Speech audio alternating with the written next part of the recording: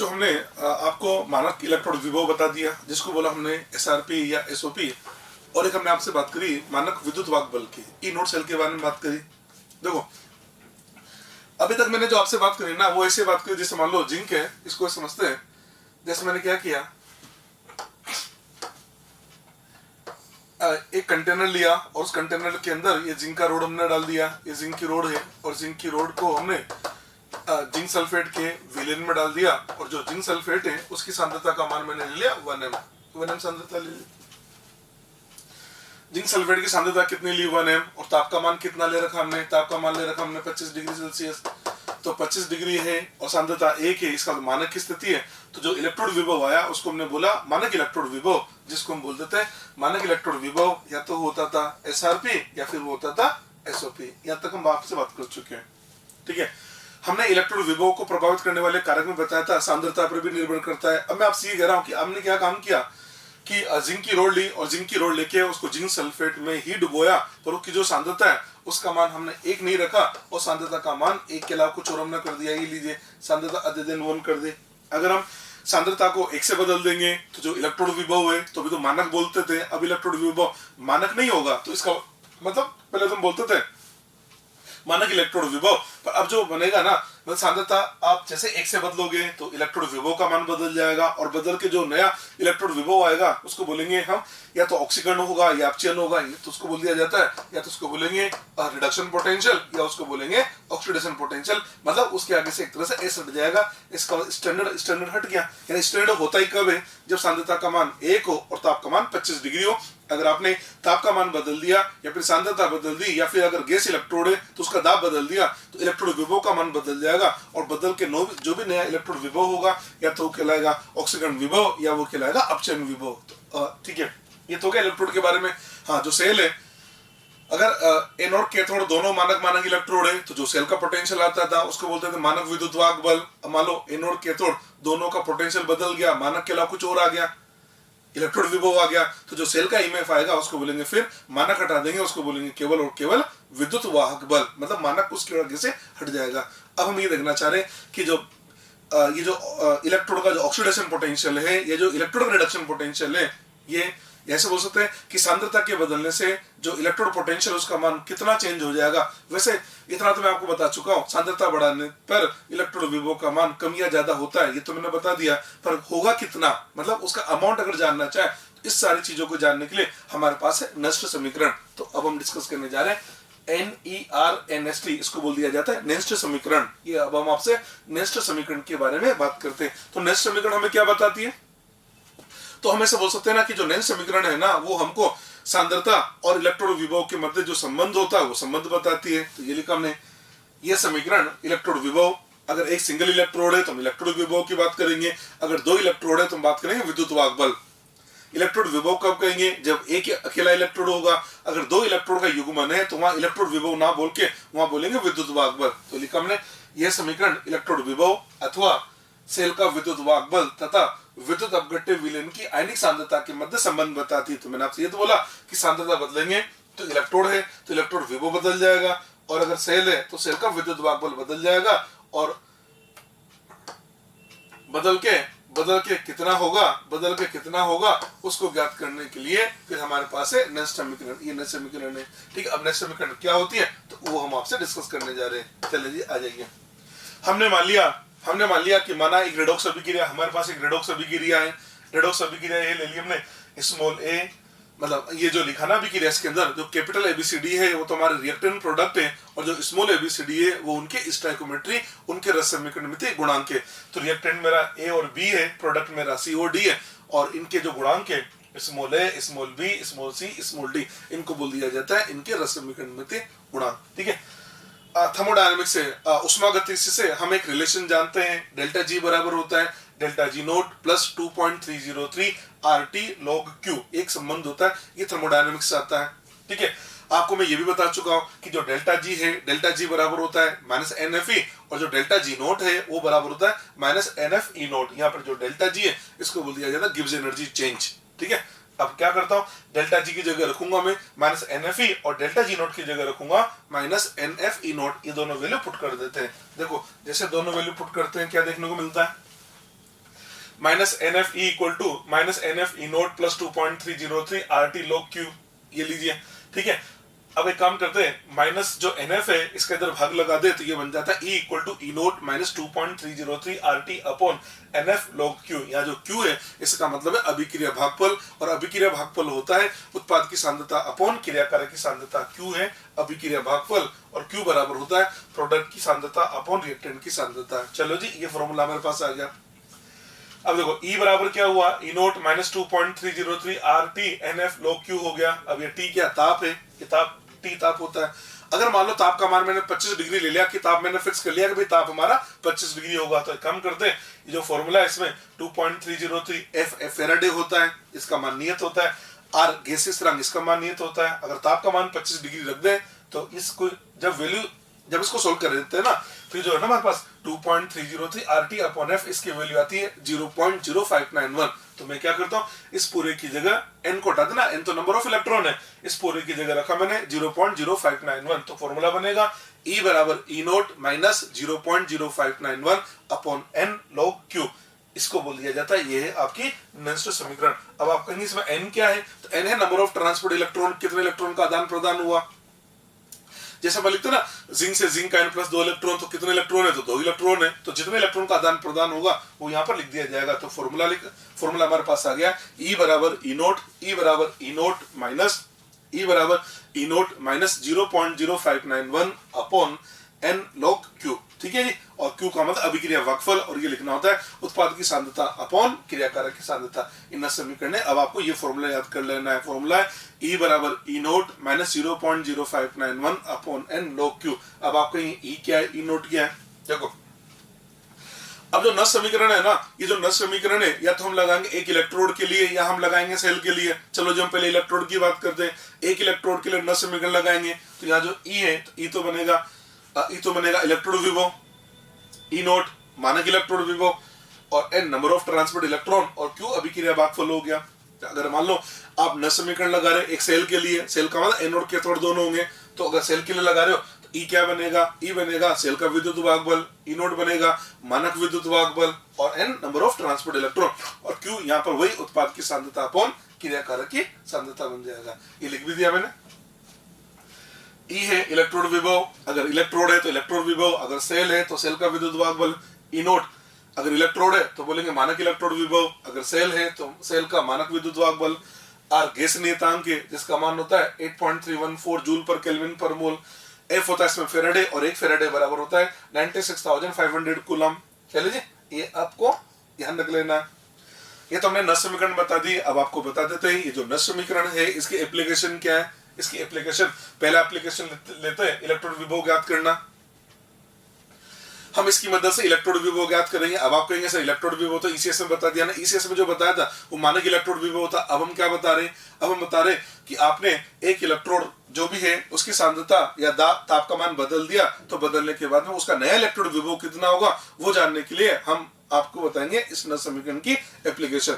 इसको मैं अब 2 एग्जांपल लेके बताता हूँ, एग्जांपल से समझ में जल्दी आएगा। जैसे एक एग्जांपल ले लिया हमने, एग्जांपल क्या लिखा, मैंने लिखा copper plus 2 oblique copper electrode का इलेक्ट्रोड विभव ज्ञात करना है।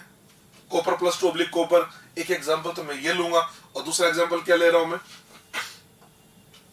दूसरा एग्जांपल लूंगा मैं zinc oblique zinc plus 2 electrode का इलेक्ट्रोड विभव ज्ञात करना है। ये 2 एग्जांपल लेके मैं आपसे बात करता हूं। देखो इस वाले एग्जांपल में लिखा मैंने जिंक से जिंक प्लस 2, जिंक से जिंक प्लस 2 का मतलब देखने से पता लग रहा है जिंक से जिंक प्लस 2 बना रहे हो, इसका मतलब ये ऑक्सीडेशन हो रहा है। ये लीजिए जिंक से क्या बना, जिंक प्लस 2 तो ऑक्सीडेशन हो गया। इसका मतलब ये लिखा ना zinc oblique zinc plus 2 electrode का इलेक्ट्रोड विभव ज्ञात करना। जैसे इलेक्ट्रोड विभव कहेंगे या तो इलेक्ट्रोड विभव ऑक्सीकरण विभव होगा या अपचयन विभव होगा।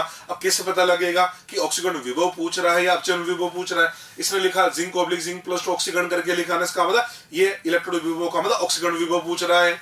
इसके पहले वाला जो एग्जांपल देखो,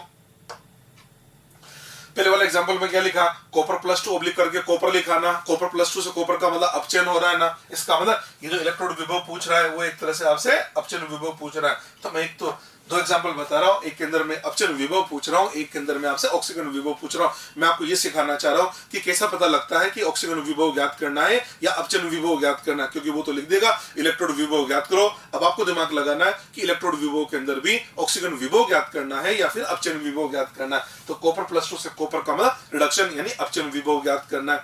चलिए जी, अपचन विभव कॉपर इलेक्ट्रोड का है, तो सबसे पहले क्या करें, अब देखो आपको नस समीकरण लगानी है। नस समीकरण क्या होती है, E = E0 - 0.0591 log product upon reactant, यानी उत्पाद क्रियाकारक चाहिए।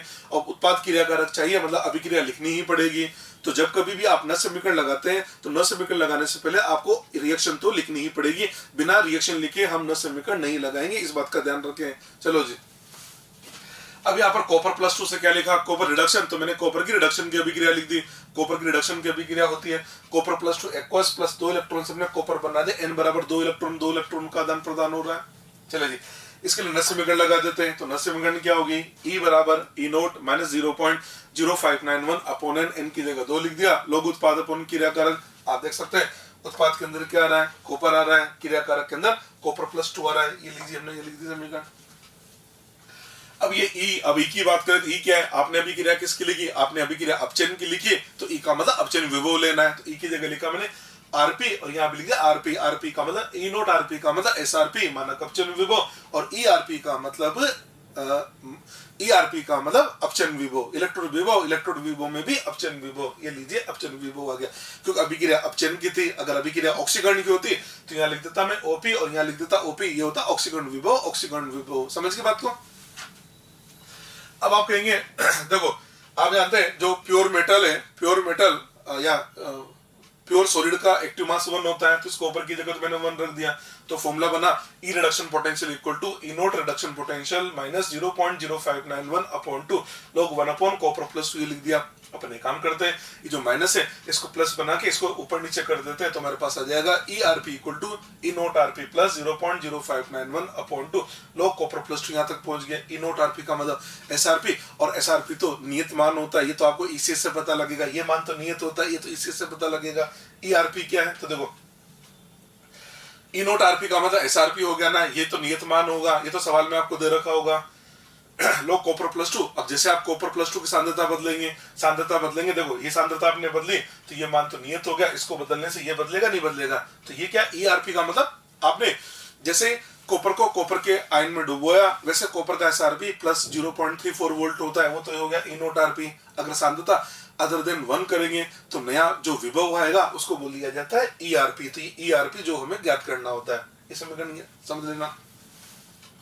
E0 RP SRP ये तो मान तो नियत होता है, ये तो नियत मान है, ये तो बदलेगा ही नहीं। अब जैसे आप कॉपर आयन की सांद्रता बढ़ाएंगे, इन दोनों के बीच में प्लस का साइन है, तो क्या बोल सकते हैं, कॉपर आयन की सांद्रता बढ़ाएंगे तो रिडक्शन पोटेंशियल भी बढ़ेगा। तो रिजल्ट क्या आ गया, कॉपर आयन की सांद्रता बढ़ाने से रिडक्शन पोटेंशियल का मान बढ़ेगा। हाँ, अगर हम कॉपर आयन की सांद्रता कम करेंगे तो रिडक्शन पोटेंशियल का मान कम हो जाएगा। ये मैंने एक एग्जाम्पल बता दिया, एक और एग्जाम्पल लेके फिर हम कंक्लूजन पे आते हैं। दूसरा लिखा मैंने जिंक +2 इलेक्ट्रोड का इलेक्ट्रोड विभव ज्ञात करना है। अब जिंक से जिंक +2 यानी ऑक्सीकरण तो मैंने अभिक्रिया भी ऑक्सीकरण की लिख दी, ऑक्सीकरण की अभिक्रिया आ गई, जिंक से हमने जिंक +2 बना दिया, 2 इलेक्ट्रॉन, ये ऑक्सीडेशन की अभिक्रिया आ गई। समीकरण लगा देते हैं, तो क्या होगा, E = E0 - 0.0591 अपॉन n = 2 रखा, लोग उत्पाद अपॉन क्रियाकारक, उत्पाद में लिखा जाएगा जिंक +2, क्रियाकारक में जिंक आ जाएगा। अब देखो ये अभिक्रिया किसकी है, ऑक्सीकरण की है, तो आपको देखना पड़ेगा E क्या होगा। तो यहाँ अभिक्रिया ऑक्सीकरण की है, तो E का मतलब ऑक्सीकरण विभव लेना है, तो दोनों जगह मैंने OP लिख दिया है। आपने देखा इसके पहले एग्जांपल में मैंने दोनों जगह RP लिखा था, क्योंकि अभिक्रिया अपचयन की थी। इसमें जो अभिक्रिया है वो ऑक्सीकरण की है, तो दोनों जगह मैंने OP लिख दिया। E0 OP का मतलब होता है SOP। चलो जी, जो प्योर सॉलिड है उसका एक्टिव मास तो 1 होगा, तो जिंक की जगह तो हमने 1 रख दिया, तो अभिक्रिया हमारे पास बन जाएगी EOP = E0 OP - 0.0591 upon 2 log zinc ion की सांद्रता। यहाँ तक हम पहुंच गए। अब आप देख सकते हैं अगर हम जिंक आयन की सांद्रता बढ़ाते हैं, E0 OP का मतलब SOP, ये मान तो नियत हो गया, अगर इसको बढ़ाएंगे तो डिफरेंस तो कम होगा ना।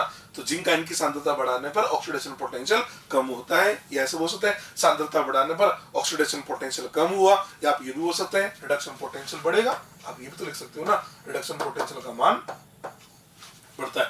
अभी भी तो ये आया था, लिखा था ना, जिंक कॉपर आयन की सांद्रता बढ़ाएंगे रिडक्शन पोटेंशियल बढ़ेगा, तो सीधा सीधा कंसेप्ट क्या बन गया, अब जिंक और कॉपर को छोड़े हम तो ऐसे बोल सकते हैं, अगर हम सांद्रता बढ़ाते हैं, अब तो रिजल्ट ही आ गया ना, सांद्रता का मान बढ़ाओगे, सांद्रता का मान बढ़ाओगे तो सांद्रता का मान बढ़ाने से रिडक्शन पोटेंशियल का मान तो बढ़ता है, या ऐसे बोल सकते हैं ऑक्सीडेशन पोटेंशियल का मान कम होता है। ये तो रिजल्ट आ रहा है, सांद्रता बढ़ाने पर रिडक्शन पोटेंशियल बढ़ता है और ऑक्सीडेशन पोटेंशियल कम होता है, यहाँ से पता लग गया है। ठीक है जी। अब देखो हुआ क्या हुआ ये कि हमने जो एग्जाम्पल बनाया, एक सवाल तो हमने ऑक्सीकरण की अभिक्रिया लिख के सोल्व कर लिया, दूसरा सवाल मैंने अपचयन की अभिक्रिया लिख के सोल्व कर लिया, एक ऑक्सीकरण की अभिक्रिया लिख दी हमने, एक अपचयन की अभिक्रिया लिख दी। तो हम क्या कंफ्यूज हो जाएंगे कि यार सवाल को कब ऑक्सीकरण की अभिक्रिया लिखना है और कब अपचयन की अभिक्रिया लिखनी है। तो अपने काम करते हैं, सवाल में वो चाहे हमसे ऑक्सीकरण विभव पूछे या अपचयन विभव पूछे, अब हम एक जनरल बात कर रहे हैं, हम जनरली ये बात करें कि वो हमसे चाहे ऑक्सीकरण विभव पूछे या अपचयन विभव पूछे, हमें अभिक्रिया हमेशा रिडक्शन की ही लिखनी है।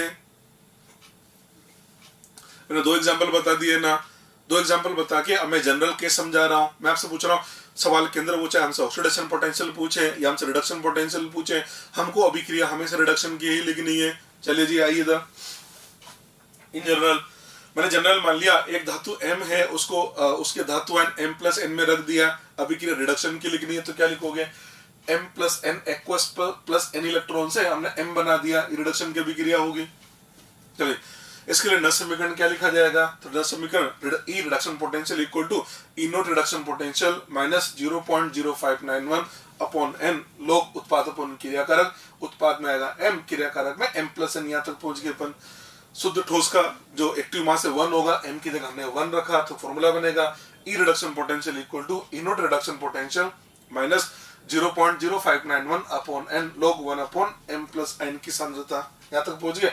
हम इसको ऊपर करके और माइनस को प्लस बना देते हैं तो फॉर्मूला बनेगा E reduction potential equal to E naught reduction potential plus 0.0591 upon N log धातु आयन की सांद्रता। हम यहाँ तक पहुंच गए। ये जो E नोट आरपी है, ये हमने जो लिखा E नोट आरपी, इस E नोट आरपी का मतलब तो SRP हो गया, ये तो नियत मान होता है जी। चलो इसको देखिए क्या पता लगा, ये तो नियत हो गया। अगर हम धातु आयन की सांद्रता बढ़ाएंगे तो रिडक्शन पोटेंशियल बढ़ेगा, ये लीजिए धातु आयन की सांद्रता बढ़ाएंगे तो रिडक्शन पोटेंशियल बढ़ेगा, या ऐसे बोलो ऑक्सीडेशन पोटेंशियल कम होगा। अगर धातु आयन की सांद्रता कम करेंगे तो रिडक्शन पोटेंशियल कम होगा या ऑक्सीडेशन पोटेंशियल बढ़ेगा। तो ये हमें ये पता लग गया, सांद्रता को बढ़ाने से रिडक्शन पोटेंशियल का मान बढ़ता है और ऑक्सीडेशन पोटेंशियल का मान कम होता है। ये लीजिए यहाँ तक आ गया। अब देखो अगर सवाल में रिडक्शन पोटेंशियल ही पूछा होता तो हमारा सवाल सोल्व हो जाता। हाँ, अगर वो रिडक्शन की जगह ऑक्सीडेशन पोटेंशियल पूछता तो हम क्या करेंगे, यहाँ तक तो ऐसे बनाएंगे और फिर लास्ट में अगर आपको ऑक्सीडेशन पोटेंशियल लाना है तो लास्ट में क्या करेंगे, ये रिडक्शन पोटेंशियल आया इसका चिन्ह बदल देंगे तो ऑक्सीडेशन पोटेंशियल आपको मिल जाएगा। इसका मतलब सवाल में चाहे रिडक्शन पोटेंशियल बोले या ऑक्सीडेशन पोटेंशियल बोले, आपको ऐसे ही सोल्व करना है। और हाँ, अगर रिडक्शन पोटेंशियल बोला है तो आपका सवाल सोल्व हो जाएगा, अगर ऑक्सीडेशन बोला है तो लास्ट में उसका चिन्ह बदल दो तो वो ऑक्सीडेशन पोटेंशियल आपको मिल जाएगा। ठीक है, चलिए यहाँ पर मैं एक ग्राफ बना रहा हूँ, ग्राफ में बना रहा हूँ वाई स्केल पे तो हमने ले लिया ERP का मतलब अपचयन विभव, और इस एक्स स्केल पे हमने ले लिया लोक धातु आयन की सांद्रता। एक ग्राफ बनाना है। ग्राफ बनाने का तरीका क्या होता है, जिन दो पैरामीटर के बीच में ग्राफ बना रहे हो सबसे पहले उनके बीच में जो संबंध है वो संबंध लिखो। तो हमने संबंध लिखा तो संबंध हमारे पास आ गया, ये लीजिए E reduction potential equal to E naught reduction potential plus 0.0591 upon N log धातु आयन की सांद्रता। ये हमने संबंध लिख दिया, धातु आयन की सांद्रता ये संबंध लिख दिया। ठीक है, उसके बाद आप क्या काम करो, इसको y बराबर mx प्लस c से कंपेयर करो। तो ये लीजिए हमने इसको कंपेयर कर दिया, y equal to mx plus c से कंपेयर कर लिया। ये लीजिए तो y स्केल पे तो आपने ये ले रखा, ये तो y स्केल पे हो गया। x स्केल पे आपने ये ले लिया लोग धातु आयन की सांद्रता m स्लोप की जगह आ गया 0.0591 अपॉन N और C अंतःखंड E नोट RP। इसका मतलब इसका ग्राफ एक सरल रेखा बनेगी जिसका y एक्स पर अंतःखंड होगा। तो ये लीजिए ये ग्राफ बना एक सरल रेखा जिसका y एक्स पर अंतःखंड हो गया और अंतःखंड आ गया E नोट RP जिसको बोल दिया जाता है SRP। ये लीजिए SRP, और इसके स्लोप की बात करें, इसका स्लोप आ रहा है 0.0591 अपॉन N। ये इसका स्लोप बन जाता है 0.0591 अपॉन ये इसका स्लोप बन गया। ठीक है जी, तो ये इसका तरीका है सोल्व करने का। ठीक, ये तो मैं एक एप्लीकेशन बता दी, इलेक्ट्रोड विभव ज्ञात करना, ये हमें समझ में आ गया। दूसरे एप्लीकेशन लेते हैं, सेल का विद्युत वाहक बल ज्ञात करना। आप कहेंगे ये तो सर हमने ज्ञात कर लिया ना SRP के तोड़ बाने से SRP नोड। अरे वो जो ज्ञात किया था ना वो मानक इलेक्ट्रोड, वो मानक विद्युत वाहक बल था। अब हम मानक नहीं निकाले, मानक तो स्टैंडर्ड है वो तो आ जाएगा। SRP of cathode minus SRP of anode से मानक नहीं निकाल रहे, हम कब निकाल रहे, जब सांद्रता को बदल देंगे तो विद्युत वाहक बल भी तो बदलेगा ना, तो बदल के कितना हो जाएगा उसको बोलता है ई सेल। अभी बताया था, पहले बताया था इनोड सेल, इनोड सेल तो नहीं निकाल रहे, इनोड सेल तो SRP of cathode minus SRP of anode होता है, हम निकालने जा रहे हैं ई सेल। तो वही बात कर रहे हैं, सेल का विद्युत वाहक बल ई सेल ज्ञात करना। एक एग्जांपल ले लेते हैं, चलो जी हम तो डेनियल सेल लेके ही बात कर लेते हैं आपसे। डेनियल सेल लिखा हमने, जिंक प्लस कॉपर प्लस 2, इससे हमने बना दिया zinc plus 2 plus copper, 2 electron का आदान प्रदान हुआ। इसकी नस समीकरण लिख देते हैं, इसकी नस समीकरण क्या होगी, ई सेल बराबर ई नोट सेल। अब देखो यहाँ ई की जगह मैंने क्या लिखा, सेल लिखा, क्योंकि यहाँ पर सेल की अभिक्रिया लिखी मैंने, जबकि जब इलेक्ट्रोड की अभिक्रिया लिख रहा था वहां आरपी लिख रहा था। समझना बात को। तो अब आप कहेंगे सर आपने जो अभिक्रिया लिखी वो अपचयन की लिखी, ऑक्सीकरण की लिखी। ये जो ऑक्सीकरण अपचयन है ना, ये तब बोलना है जब आपको एक इलेक्ट्रोड की बात हो रही है, यहाँ सेल की बात हो रही है, तो सेल के अंदर तो ऑक्सीकरण अपचयन दोनों होगा। तो सेल में ये नहीं बोलना अपचयन की अभिक्रिया लिखनी है, सेल में ये बोलना है सेल की अभिक्रिया लिखनी है, और सेल की अभिक्रिया में तो ऑक्सीकरण अपचयन दोनों ही होते हैं, तो मैंने सेल की अभिक्रिया लिखी है। समझ लेना ध्यान से। सवाल अगर इलेक्ट्रोड का आता है, सवाल अगर इलेक्ट्रोड का आता है तो बोलना है अपचयन की अभिक्रिया लिखनी है, और सवाल अगर सेल का आता है तो बोलना सेल की अभिक्रिया लिखनी है, और सेल की अभिक्रिया में तो ऑक्सीकरण अपचयन दोनों होते हैं। ये सेल की अभिक्रिया लिख दी है। चलिए जी, अब अगर सेल लिखा ना तो जो ई है ना वो ई सेल बन जाएगा, और अगर इलेक्ट्रोड होता तो वहां लिखते थे हम आरपी। तो यहाँ लिखा ई सेल बराबर E naught cell minus 0.0591 upon N, 2 electron का आदान प्रदान हुआ। लोग उत्पाद पूर्ण क्रियाकारक, उत्पाद में लिखेंगे जिंक प्लस 2, पूर्ण क्रियाकारक में कॉपर प्लस 2। यहाँ तक आ गया, इनको ऊपर नीचे करके यहाँ प्लस बना देते हैं तो हमारे पास आ जाएगा ई सेल बराबर E naught cell plus 0.0591 upon 2 लोग कॉपर आयन की सांद्रता अपॉन जिंक आयन की सांद्रता। हम यहाँ तक पहुंच गए। इसको देख के क्या पता लग रहा है, ई नोट सेल तो क्या हुआ, मानक विद्युत वाहक बल हुआ, ये तो नियत हो गया, दोनों के बीच में प्लस का साइन है। इसको देख के पता लग रहा है अगर आप कॉपर आयन की सांद्रता बढ़ाओगे तो ई सेल बढ़ेगा, और जिंक आयन की सांद्रता बढ़ाओगे तो ई सेल का मान कम होगा। ठीक है, तो हम देख रहे हैं कि जिंक और कॉपर आयन की सांद्रता को बदल के हम सेल का विद्युत वाहक बल भी, सेल का विद्युत वाहक बल बदल सकते हैं, और बदल के कितना होगा ये हम नैश समीकरण से आपको बता रहे हैं। ठीक है, वैसे अब ये जो बताया ना, इसको तो ये जो रिजल्ट है ये तो मैंने मैथमेटिकली बता दिया, इसको मैं डायरेक्ट देखना सिखाता हूं। ऑब्जेक्टिव कैसे बनाओगे देखो तो आप ऐसा समझना, डेनियल सेल लेके मैं समझा रहा हूं आपको। आपने एक जिंक की रोड ली, ये जिंक की रोड है, ये आपने जिंक की रोड ली, जिंक की रोड को हमने जिंक आयन में डाल दिया। दूसरा आपने कॉपर की रोड ली और कॉपर की रोड को कॉपर आयन के अंदर डाल दिया। ये लीजिए, ये आपने सेल बना लिया, और ये सेल का मानक विद्युत वाहक बल, ये जो भी सेल है ये वोल्टमीटर हमने लगा दिया। ये आप सोल्ट प्रिज लगाते थे, ऐसा ही काम आप करते थे। सेल में होता क्या था, सेल के अंदर ये तो होता था ना, जैसे सेल काम करता था जिंक आयन की सांद्रता में वृद्धि होती थी और कॉपर आयन की सांद्रता में कमी होती थी। ये सेल का अंदर का मामला है, ये सेल के अंदर ऐसा होता है। जिंक आयन की सांद्रता बढ़ रही है और कॉपर आयन की सांद्रता कम हो रही है, क्योंकि सेल काम करेगा तो सांद्रता तो बदलेगी, और ये परिवर्तन सेल के अंदर, ये इसका अंदर की बात है। देखो अब मैंने आपको क्या बोला, ये तो सेल में हो रहा है ना। अब आपने क्या किया, आप बाहर से आए, सुनना इधर, आपने क्या किया, बाहर से आके और जिंक आयन की सांद्रता बढ़ा दी। ये लीजिए, जिंक आयन की सांद्रता बढ़ा दी, सेल में तो बढ़ी दी, आपने बाहर से आके क्या किया, बाहर से परिवर्तन किया और जिंक आयन की सांद्रता बढ़ा दी। तो देखो जिंक आयन की सांद्रता, सेल तो कभी नहीं चाहेगा उसकी सांद्रता बदले, पर वर्क करेगा तो सांद्रता तो बदल रही हो, तो उसकी मजबूरी है। तो जिंक आयन की सांद्रता बढ़ रही थी, सेल उसी बात से लेके दुखी था। आप आए और आपने क्या काम किया, जिंक आयन की सांद्रता और बढ़ा दी। पहले से दुखी था, आपने उसको और दुखी कर दिया, दुखी को और दुखी कर दिया। आपने काम तो अच्छा नहीं किया, आपने काम तो बेकार ही किया ना। इसका मतलब आपने बेकार काम किया तो सेल का ईएमएफ कम होगा। इसका मतलब जिंक आयन की सांद्रता बढ़ाने की से आपका ई सेल कम हो जाएगा। देखो जिंक आयन की सांद्रता बढ़ाएंगे ई सेल कम हो जाएगा। इधर चलो, इधर कॉपर आयन की सांद्रता कम हो रही है, तो कम हो रही है, उसको अच्छा नहीं लग रहा। आप आए और आपने आके कॉपर आयन की सांद्रता बढ़ा दी, वहां पहले से कम हो रही है, आपने आके बढ़ा दी, तो आपने तो अच्छा काम किया। अच्छा काम किया तो रिजल्ट भी अच्छा आएगा, ई सेल बढ़ना चाहिए। इसका मतलब अगर कॉपर आयन की सांद्रता बढ़ाओगे ई सेल का मान बढ़ेगा। ये लीजिए, ई सेल का मान बढ़ेगा। तो कुल मिला के रिजल्ट ये है, ऐसे याद करो, जो सेल में हो रहा है, सुनना, जो सेल में हो रहा है अगर आपने भी आके वही सेम काम कर दिया ना तो ई सेल का मान कम हो जाएगा, और जो सेल में हो रहा है अगर आपने आके उसका जस्ट अपोजिट किया ई सेल बढ़ जाएगा। जैसे सेल के अंदर क्या हो रहा है, जिंक आयन की सांद्रता बढ़ रही है और कॉपर आयन की सांद्रता कम हो रही है। अगर आपने जिंक आयन की सांद्रता बढ़ाए तो ई सेल कम होगा, आपने कॉपर आयन की सांद्रता कम करी तो भी ई सेल कम होगा। हाँ, अगर आपने जिंक आयन की सांद्रता कम करी, कॉपर आयन की सांद्रता बढ़ाए तो इसकी वजह से ई सेल बढ़ जाएगा। तो कुल मिला के बात ये, जो सेल में ऑलरेडी हो रहा है अगर आपने वही काम आप आपने ही आके कर दिया तो ई सेल का मान कम होगा, उसका अपोजिट किया ई सेल का मान बढ़ जाएगा। ये मैंने आपको ऑब्जेक्टिव क्वेश्चन को सोल्व करने की ट्रिक बता दी है। ठीक है बेटा जी, ये ट्रिक बता दी है। तो आपको अगर क्वेश्चन इतना सा आए, बढ़ाने पर कम होगा ज्यादा होगा, तो जो मैंने ट्रिक बताई है वो ट्रिक लगा के सोल्व कर लेना, कुछ भी करने की जरूरत नहीं पड़ेगी आपको। ठीक है, आगे बढ़ते हैं। तीसरा एप्लीकेशन ले लिया हमने, हाइड्रोजन इलेक्ट्रोड का इलेक्ट्रोड विभव ज्ञात करना। आप कहेंगे सर ये तो 0 वोल्ट होता है। अरे 0 वोल्ट होता है मानक इलेक्ट्रोड विभव, हम मानक की बातें नहीं कर रहे यार, मानक 0 होता है ना। अब हम क्या बात करें, इलेक्ट्रोड विभव। आपको पता है हाइड्रोजन जो इलेक्ट्रोड है, उस हाइड्रोजन इलेक्ट्रोड के अंदर क्या होता है, ये तो होता है ना, एक तो हाइड्रोजन गैस होता है, उस हाइड्रोजन गैस को हम H+ आयन के अंदर डाल देते हैं, ये तो होता है। अब इसका इलेक्ट्रोड विभव की बात करें, अब देखो मानक इलेक्ट्रोड में तो क्या होता है, मानक इलेक्ट्रोड में तो ये होता है कि जो हाइड्रोजन है, हाइड्रोजन का जो दाब है वो 1 एटीएम होता है, नंबर 1। और दूसरा आपका जो H+ आयन है उसकी सांद्रता 1m होती है। अगर ऐसा है तो ये मानक होता है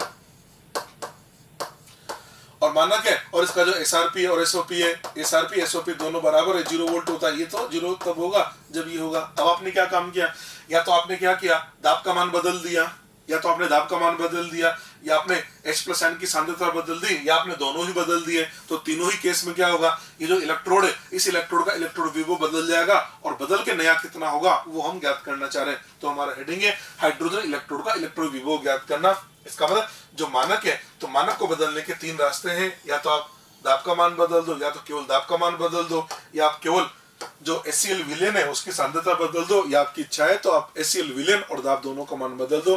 तो तीनों की मदद से हम उस इलेक्ट्रोड का इलेक्ट्रोड विभव बदल सकते हैं, और बदल के नया कितना होगा जानने के लिए हम आपको बताएंगे नष्ट समीकरण। और मैंने आपसे बोला था जब भी आप नष्ट समीकरण लगाओ, सबसे पहले आपको रिएक्शन लिखनी पड़ेगी।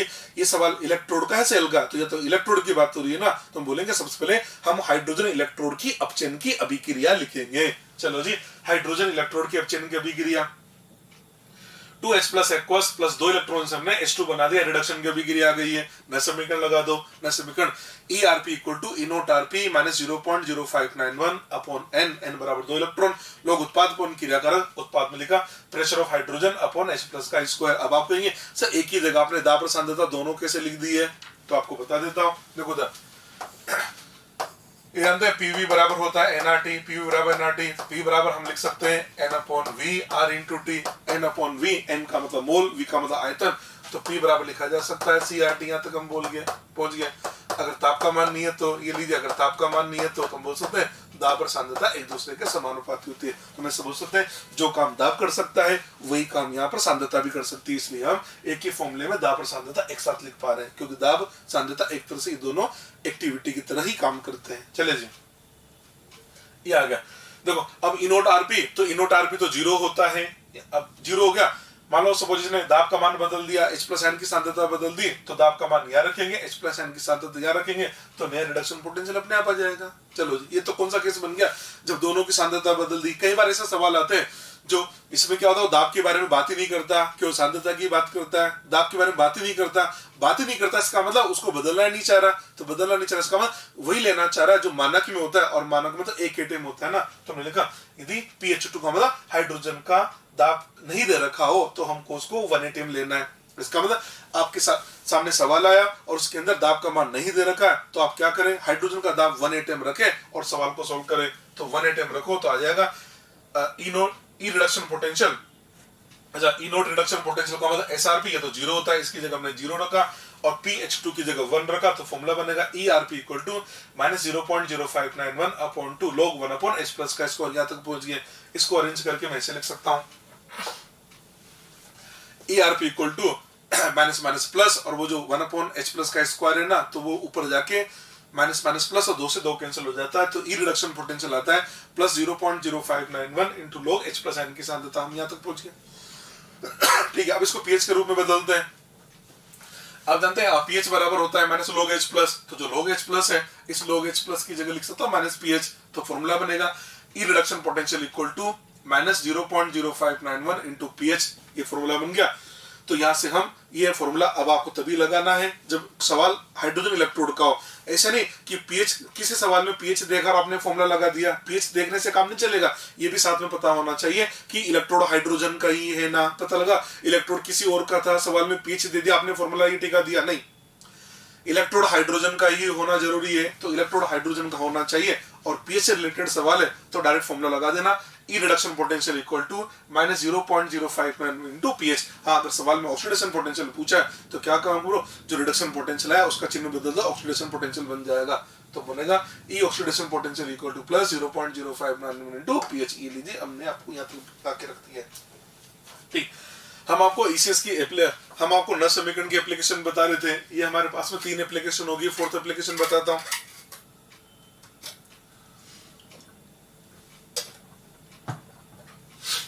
फोर्थ एप्लीकेशन देखो, 4th एप्लीकेशन लिखी हमने साम्य अवस्था स्थिरांक के ज्ञात करना, साम्य स्थिरांक के ज्ञात करना। नल समीकरण होती है ई सेल बराबर E naught cell minus 0.0591 upon N log उत्पाद अपॉन क्रियाकारक की सांद्रता। यहाँ तक आ गया।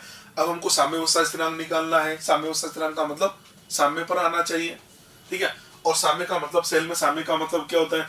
सेल में साम्य का मतलब होता है इसमें अब कोई करंट फ्लो नहीं होती है। साम्य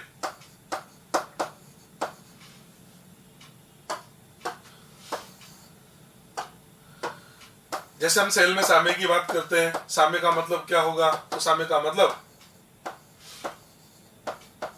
no current flow in circuit. यहाँ जो साम्य है, साम्य का मतलब क्या हुआ? No current flow in circuit. Circuit में कोई करंट फ्लो नहीं होगी।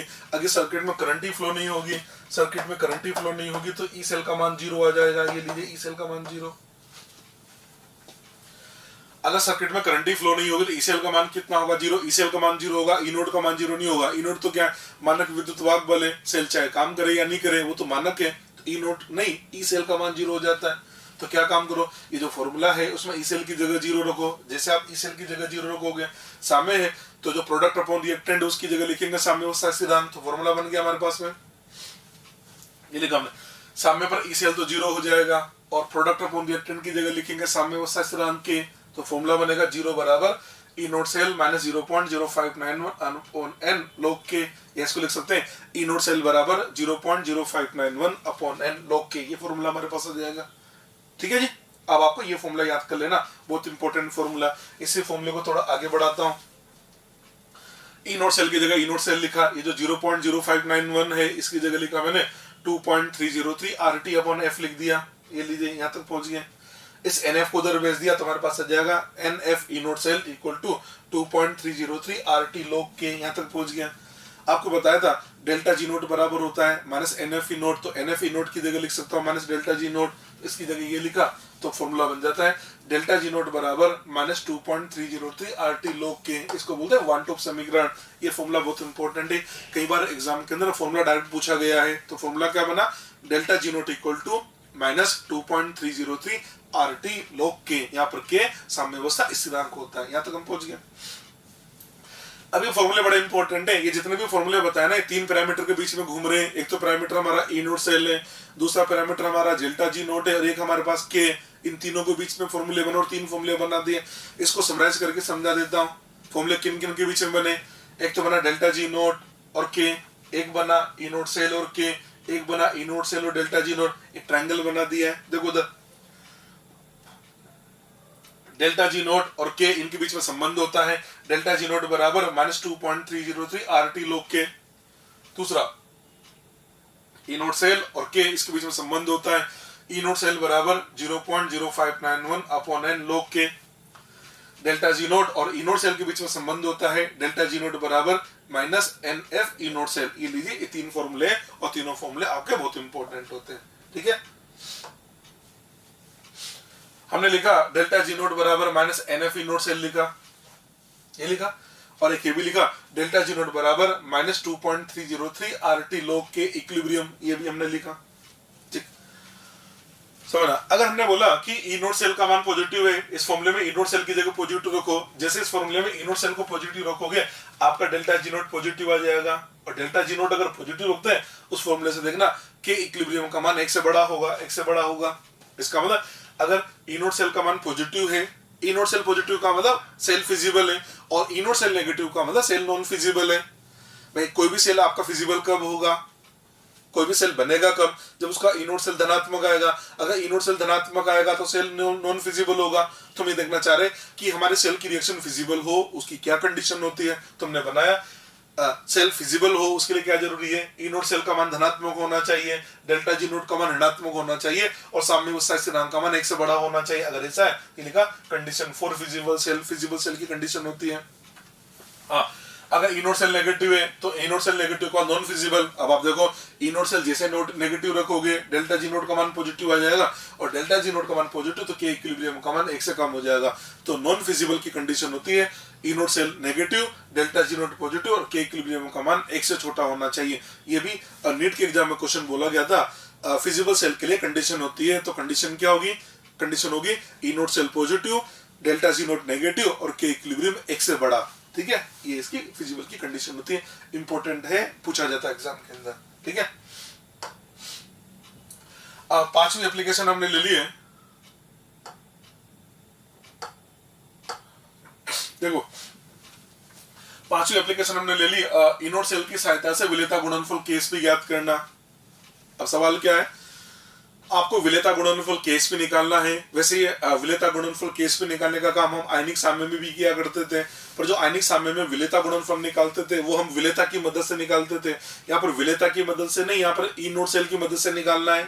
ये तो सवाल है, ई नोड सेल की सहायता से विलेयता गुणनफल केस भी ज्ञात करना। चलो जी, जैसे मान लो ऐसा सवाल आया, हमसे बोला गया एजीसीएल का विलेयता गुणनफल ज्ञात करो। ये लीजिए, एजीसीएल का विलेयता गुणनफल ज्ञात करो, ये हमसे बोला गया।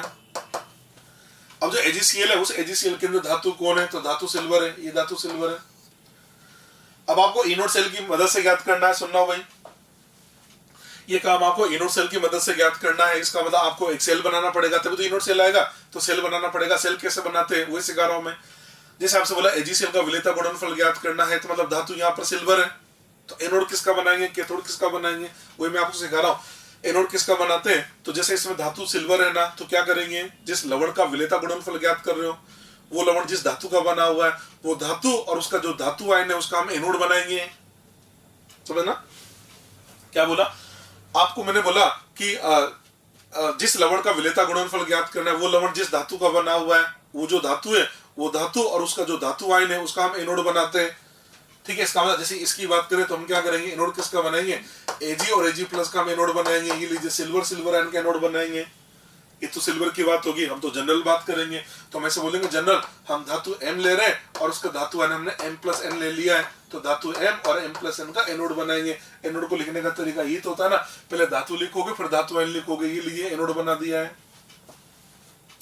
एक तरह से ये मेरे को Ag/Ag+ नजर आ रहा है, ये तो बना गया हमारा एनोड। अब कैथोड की बात करते हैं, कैथोड किसका बनेगा वो भी समझ लो। जिस लवण का आप विलेयता गुणनफल ज्ञात करना चाह रहे हो उस लवण का हमको कैथोड बनाना है। कैथोड किसका बनाना है, जिस लवण का विलेयता गुणनफल ज्ञात करना है, जिस लवण का विलेयता गुणनफल ज्ञात करना है उसी लवण का आपको कैथोड बनाना है। अब आप कहोगे कि लवण के भी कैथोड बनते हैं क्या, तो बिल्कुल बनते हैं भैया। आपको नहीं बताया था सिल्वर क्लोराइड इलेक्ट्रोड याद करो, ये लिखवाया था ना, सिल्वर क्लोराइड इलेक्ट्रोड। ये क्या था, तो ये बेसिकली इलेक्ट्रोड, ये क्या, ये लवण का जो इलेक्ट्रोड है, तो लवण के भी इलेक्ट्रोड बनते हैं।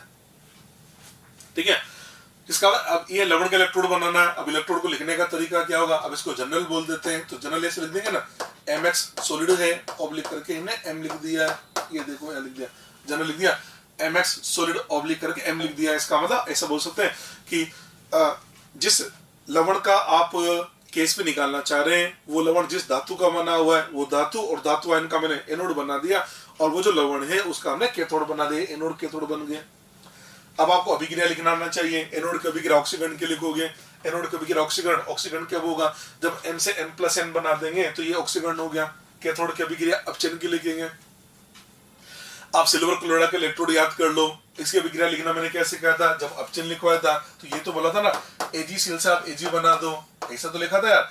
जब भी तो बोला था सिल्वर +1 से 0 में चला गया, अपचयन हो गया, और इसको संतुलित करने के लिए बोला था ना Cl-1 लिख दिया करो। अब यहाँ जनरल है तो जनरल क्या लिखोगे, MX, यहाँ लिखा जाएगा M और यहाँ लिखेंगे X-। ये तो लिखा मैंने, देखो कैथोड की अभिक्रिया MX सॉलिड से हमने N solid plus x minus n बना दिया। आप देख सकते हो यहाँ पर जो धातु है उसका ऑक्सीकरणांक यहाँ प्लस n से 0 में चला गया होगा ना अपचयन की अभिक्रिया। इस प्रकार से एनोड कैथोड की अभिक्रिया लिखी जाती है। ठीक है, इसको मैं हटा देता हूं। अब ये काम करते हैं, एनोड कैथोड इन दोनों को जोड़ देते हैं, हमारे पास सेल की अभिक्रिया आ जाएगी। सेल की अभिक्रिया दोनों को जोड़ते हैं, जैसे दोनों को जोड़ेंगे m से m कैंसिल हो जाएगा, सेल की अभिक्रिया आ जाती है mx सॉलिड और इससे बन गया इधर m plus n aqueous plus x minus n aqueous, ये लीजिए ये आ गया। वैसे आपको पता है अगर हमसे बोलते हैं कि AgCl का विलेयता गुणनफल ज्ञात करो, तो जैसे AgCl का विलेयता गुणनफल करने की बात आती थी तो हम अभिक्रिया ऐसे तो लिखते थे, याद है रिएक्शन ये लिखी जाती थी ना AgCl सॉलिड और इससे हम लिखा करते थे Ag plus aqueous plus Cl minus aqueous, याद करो आयनिक में से लिखते थे। और फिर इसका जो Ksp लिखा जाता था, Ksp बराबर ये लिखते थे ना Ag प्लस आयन की सांद्रता इनटू Cl माइनस आयन की सांद्रता, ये तो लिखा जाता था विलेयता गुणनफल। ठीक है, अब ये तो AgCl है, अगर इसकी जगह mx लिखेंगे तो mx क्या आ जाएगा, ये तो लिखा जाएगा mx सॉलिड, इससे क्या बना देंगे m plus n aqueous plus x minus n aqueous. आप देख सकते हैं सेल अभिक्रिया वही तो आ गई, mx सॉलिड से हमने m plus n aqueous plus x minus n aqueous बना दिया। अब हमने क्या किया, एक तरह से ये बना लिया विलेयता गुणनफल ज्ञात करना है, तो यार ये तो ऑब्वियस सी बात है, जो भी लवण है लवण का संतृप्त विलयन बनाना पड़ेगा और वहां पर साम्य भी पाया जाएगा, इसके लिए हमने उत्क्रमण का साइन लगा दिया। तो हमने क्या काम किया, हमने ये जो लवण है ना mx लवण, इसका हमने एक संतृप्त विलयन बना लिया। तो संतृप्त विलयन बनाया तो इसके आयन और लवण के बीच में एक साम्य पाया जाएगा, यहाँ तक हम पहुंच गए। अब इसके लिए लगा रहे हम न समीकरण, तो न समीकरण क्या होगी, ई सेल बराबर सेल है ना तो सेल लिखना पड़ेगा, ई सेल बराबर E naught cell minus 0.0591 upon n log product upon reactant product में लिखेंगे m plus n aqueous x minus n aqueous upon mx solid, यहाँ तक हम पहुंच गए। ठीक है, आपने बोला कि विलेयता गुणनफल निकालना है तो इन दोनों के बीच में साम्य होगा, साथ में विलयन भी संतृप्त है, विलयन संतृप्त है और साम्य भी पाया जाएगा। साम्य है तो भी बोला था ना ई सेल का मान 0 हो जाएगा। और दूसरा भी जानते हैं जो सॉलिड है उसका एक्टिव मास 1 लेंगे तो हम क्या करें, इस फॉर्मूले में ई सेल की जगह 0 रखें, ये जो mx है इसकी जगह 1 रखें। अच्छा, हमने बोला संतृप्त विलयन, आप ये भी जानते हैं संतृप्त विलयन में होगा क्या, संतृप्त विलयन की जो मोलरता है उसको विलेयता बोला जाता है। तो संतृप्त विलयन के लिए क्या बोलेंगे, ये धनायन की मोलरता, ऋणायन की मोलरता, ये सब बोलते हैं, ये धनायन की विलेयता, ऋणायन की विलेयता और इसका जो गुणनफल है इसको बोलते हैं विलेयता गुणनफल। तो ये जो लिखा ना इस पूरे की जगह लिखेंगे हम Ksp, ये Ksp लिख दिया। तो इस फॉर्मूले में क्या बदलाव कर रहा हूं, इस फॉर्मूले में बदलाव ये किया, ये जो ई सेल है इस ई सेल की जगह रखा मैंने 0। ठीक है, नंबर 1 mx जो सॉलिड है इसकी जगह रखा मैंने 1 और इसकी जगह लिखा मैंने Ksp। अगर मैं ऐसा काम करता हूं तो मेरे पास फॉर्मूला बन जाता है, मैं लिख देता हूं ये फॉर्मूला बना, ई सेल इक्वल टू, ये था ना formula, E cell equal to E naught cell, पहले फॉर्मूला लिख देता हूं, E naught cell minus 0.0591 upon n log, और ये लिखा गया था आपके पास में m plus n aqueous x minus n aqueous upon mx solid. हम यहाँ तक पहुंच गए। हम आपसे क्या बोले, ई सेल की जगह 0 लिखना है तो 0 इक्वल टू आ जाता है E naught cell minus 0.0591 upon n log, इसकी जगह लिखा हमने Ksp और ये आ जाएगा 1। तो इसको अरेंज करें तो फॉर्मूला बन जाता है E naught cell equal to 0.0591 upon n log Ksp। ये फॉर्मूला बन गया, ये लीजिए ये आपका फॉर्मूला बन के तैयार हो गया। अब आपको ये फॉर्मूला याद कर लेना है। जैसे मैंने फॉर्मूला लिखा, इस फॉर्मूले को लिखते ही हमें एक फॉर्मूला तुरंत याद आ गया, जो भी बताया था ई नोट सेल इक्वल टू लिखवाया था ना 0.0591 अपॉन n log k, ये तो लिखा था यार, ये फॉर्मूला बताया था। और ये फॉर्मूले को देखा जाए तो एक ही तो फॉर्मूले हैं, एक ही तो है। यहाँ पर k क्या होता है, साम्यावस्था स्थिरांक, और यहाँ पर Ksp क्या है, विलेयता गुणनफल। तो विलेयता गुणनफल भी तो एक प्रकार का साम्यावस्था स्थिरांक ही तो होता है ना। तो फॉर्मूला भी याद करना बहुत आसान है, ई नोट सेल बराबर 0.0591 अपॉन n log k या Ksp। अगर Ksp लिखा मतलब विलेयता गुणनफल है तो Ksp साम्यावस्था स्थिरांक है, तो के दोनों एक जैसे फॉर्मूले लेने जा रहे हैं। बस इस बात का ध्यान रखना, इसमें सवाल को जब सोल्व करें तो एनोड और कैथोड किसका बनाएंगे, तो धातु और धातु आयन का हमने एनोड बनाया और जो लवण है लवण का हमने कैथोड बनाया। ये ध्यान रखना और आपका सवाल सोल्व हो जाएगा। ठीक है जी, चलिए।